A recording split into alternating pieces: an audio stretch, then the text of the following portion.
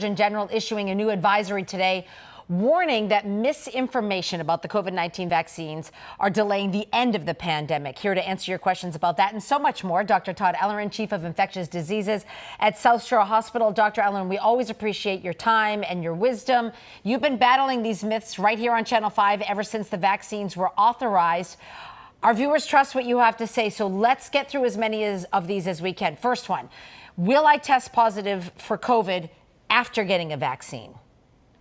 So the answer, Maria, is no. I assume we're talking about the nasal swabs where you get a PCR or the antigen tests.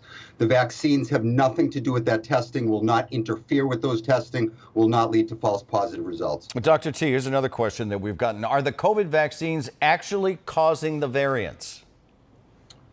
The vaccines absolutely are not causing the variants. The vaccines are causing less people to become infected. Even the ones that are infected have lower amounts of virus. What's leading to the variants, of course, is uncontrolled replication. So if you want to decrease the variants, get vaccinated.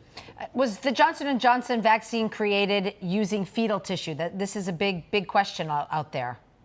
That's right. The answer is the J&J vaccine and neither the Pfizer nor the Moderna, none of them contain any fetal tissue. With that said, the original cell lines that were made many decades ago in order to create the fetal cells that help produce some of the vaccine, yes, that was made from aborted tissue.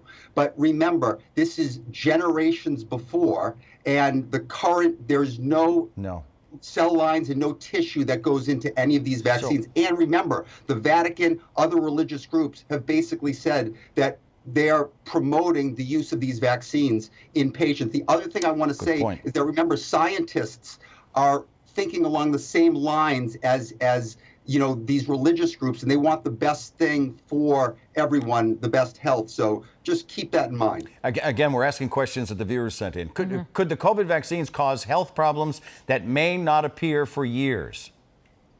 Right. We see this with vaccines. Many vaccines we have experience with, dozens, and there tend to be no long-term side effects. Any side effects from vaccines tend to be in the days after. There are obviously rare side effects that you can see in a couple of weeks. There's almost no side effects that occur more than 4 or 6 weeks after getting vaccinated. So the answer is no. We don't expect anything. And after billions of doses have been given around the world, we're not seeing any long-term side effects from this. This is an interesting question. Do the vaccines cause people to become magnetic?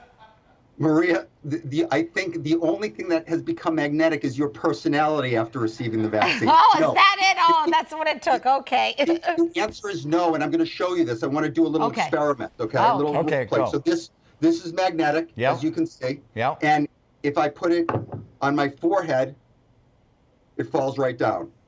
Okay. Thank you for that demonstration. I am not magnetic. I have been vaccinated. Wow. Well, you can say your personality is, though, Doc. So it can be on my right arm. Yeah. Where I got vaccinated. Doesn't stick. Not magnetic. All right. Good. Perfect. So this is another question we got. Will a COVID vaccine alter DNA?